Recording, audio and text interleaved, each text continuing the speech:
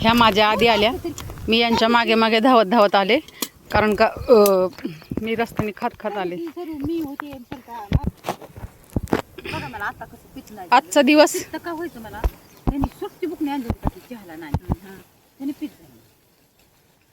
नमस्कार मित्रांनो, कसे आहात? आय होप मजेत असेल. करताय ब्लॉगची सुरुवात त्याआधी तुम्हा सर्वांना स्नेह प्रेमपूर्वक नमस्कार. तुम्हा सर्वांचं स्वागत आहे मीराताई ब्लॉग. आपली मीराताई गणवेश यांनी चढवलेला आहे. मी आणि ही बाकी आहे, आम्ही दोघी बाकी आहोत गणवेश चढवायचं. तर आपण ह्यातले 3 टप्पे केलेले आहेत, 2 टप्पे झालेत. आता हा तिसरा टप्पा एंडिंगला. एक बाई येते ते एक नाही. आज एक मोठ्या नानी नाही आल्या, काल छोट्या नानी नाही आल्या, आज मोठ्या नानी नाही आल्या. स्किप न करता व्हिडिओ पाहते त्याबद्दल तुमचे मनपूर्वक धन्यवाद. स्किप न करता व्हिडिओ पहिल्यांदा माझा व्हिडिओ पाहते चला तर मग लवकरात लवकर आपल्या चॅनलला सबस्क्राईब करा, व्हिडिओला लाईक करा, शेअर करा, कमेंट करून सांगायला विसरू नका तुम्ही कुठून माझे व्हिडिओ पाहताय. किती ऊन पडले, मला कामच करूशी वाटत नाही उन्हात. आता उद्या नाही येणार मी असं ऊन पडल्यावर. उद्या मला बाहेर जायचंय, दुपारपर्यंत मी येईल. तशी सकाळी लवकर लवकर गेली ना की मी दुपारपर्यंत घरी येणार आहे. उद्या मला फार लांब जायचंय उद्या. पाणी पिलो, आता पुन्हा एकदा रेपरेट आपली सुरू. पाणी पिऊन झालं आपलं. हा बघा गवताचा ढिगारा एवढा इकडचं झालं आपलं. आम्ही फक्त आता असं साईडने असं किनारे घेणार आहोत, साईडने तिथपर्यंत, त्या ऊसापर्यंत. तिथून 3 टप्पे झालेले आपल्या, आणि इकडून पण साईडने ते झुडूप दिसते तिथपर्यंत घेणार आहोत. एवढंच घ्यायचं आहे आज आपल्याला. आज इथं सापाचं पिल्लू निघालं हिच्याकडे, आहे ना गा? सापाचं पिल्लू निघालं छोटं. म्हटलं जाऊ दे असं. मग गेलं ते पिल्लू, छोटं होतं. आज आपल्याला नागनाथांनी दर्शन दिलं. ते मला नेहमीच देतात, कारण का मी म्हणत असते माझ्या घरी या, माझ्याबरोबर आहे. जिथे मी जाईल तिथे एकदा तरी कुठेतरी असं लांबनं दर्शन देणार म्हणजे देणार. तर आज छोट्याशा नागराजाने आपल्याला दर्शन दिलेलं आहे.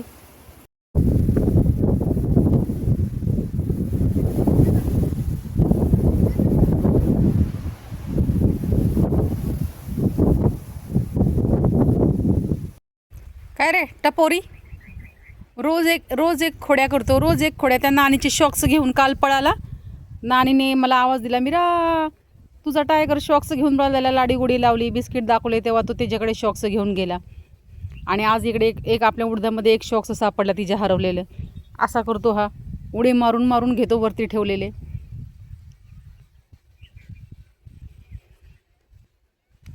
बसलेत आपले निवांत. बघा आपला इकडे दिवस मावळून गेलेला आहे. उद्या लवकर आपल्याला जायचे, बाहेर जायचे, फार लवकर सकाळी जायचे. म्हणून मी उद्याचे कपडे आत्ताच धुतले, आंघोळ करून फ्रेश झाले आणि कपडेही धुवून टाकले. म्हटलं उद्या सकाळी परत नको कारण का आपल्याला उद्या फार लवकर जायचे. गोड बघताय नुसता, तोंडवरती काढून बघतोय असं. बाबू आपल्याला उद्या सकाळी बाहेर जायचं मित्रांनो, म्हणून साठी मी माझी फार आवरावरी चाललेली आहे. आपल्याला मी अजून टायमिंग नाही दिलेला, पण माझा अंदाज 10 ते 11ला आपल्याला पोहोचायचं आहे. काय माहिती किती किलोमीटर आहे, फार लांब आहे. आणि बघू आपण येणं दुपारपर्यंत या. समजा आपल्या जाण्यावर आहे, इथेच 10 वाजले तर काय संध्याकाळच्या 4च वाजतील घरी यायला. 4-5 वाजू शकतात.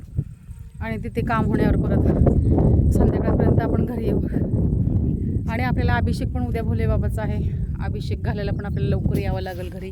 आणि इकडे बघा ना, आपला उडीद पूर्ण झाकळून गेलेलं. इकडे जरा गवत दिसत नाही आहे. इकडे उडीद झाकळलेलं नाही, तर हे कसं गवत आहे बघा, सगळं गवतच दिसतं. आता उद्या परत बैल येणार आहेत आपल्या इथे, आणि काहीतरी ते बैलांनी करायचं आहे, म्हणजे त्यातलं गवत निघतं. परत नंतर मधलं आम्ही प्रचंड इकडं गवत आहे, शिप्पी गवत वगैरे. ते शिप्पी गवत म्हटलं की मला ते शिप्पी आमटीची आठवण येते. शिप्पी आमटी असते, पण शिप्पी गवत ही असतं. आज नानीने दांडी मारली. नानीने आज दांडी मारली. नानीचा TV इथून दिसतं. त्यांच्याकडे कोणतरी पाहुणे येणार होते, आज त्यांनी दांडी मारली. उद्या पण माझं काही गॅरंटी नाही परवा वगैरे जाईन का म्हणून. आता मला आता फार कंटाळा आला. बस झालं तर एवढा दिवस केलं. आता उडीद काढायच्या टायमाला आपल्याला काही सांगता येत नाही. पटकन आपण मुंबईला गेलो तर लगेच, कारण का असा विचार करते मी गौरी गणपतीचा तिकडेच बसवा. बघू अजून काय होते, कारण का तिकडे सगळ्या सुविधा असतात. आपल्याला मखर वगैरे व्यवस्थित मिळेल तिथे. आणि मग डायरेक्ट दसऱ्याच्या टायमालाच यायचं, मग दसरा काढायला. आणि मी एक्साईट आहे, गुड न्यूज पण आहे, पण ती सांगण्यापेक्षा तुम्हाला कधीतरी पाहायला नक्कीच मिळणार आहे. सांगण्यापेक्षा पाहण्याचं फार महत्त्व असतं. झाडं सुकून गेली पण फुलं आलेत. माझ्या बाबूने असे फेकलेल्या ह्या काड्या रोवून ठेवल्या इकडं. माझे डोळे एकदम लाल झालेले. काय नुसतं का तोंड बांधून पळ काम करायचं. आज फक्त तिकडे तर फुटं असाच उडीत आहे, ह्याच्यापेक्षा उंच झालेला आहे, बसता येत नाही. पण साईडचं घेतलं, तिकडे पण बैलाने ते मध्ये असं काहीतरी केलंय आणि मग आम्ही असं साईडचं गवत काढलं.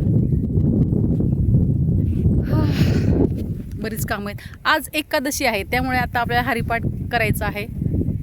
सो एकादशीला हरिपाठ असतोच, गेल्या एकादशीला पण होता. आपला हरिपाठ थोडा वेगळा आहे. झोप.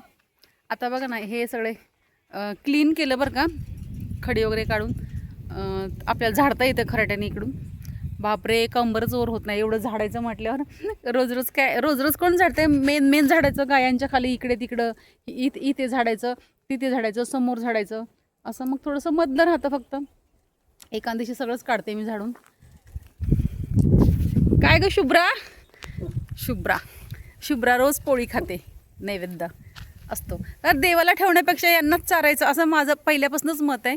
गायींना 3 पोळ्या रोज, 3 गायांना 3 असतात. एक माशांच्या नावाची असते, एक माशांना करायची, असा माझा नियम आहे. एक माशांना करायची, एक कुत्र्याला आणि एक गाईला. तर आपण कुत्रं तर आपलं खातच आहे, आणि इथे मासे नाही आहे, तिने त्यांनाच चरायचे.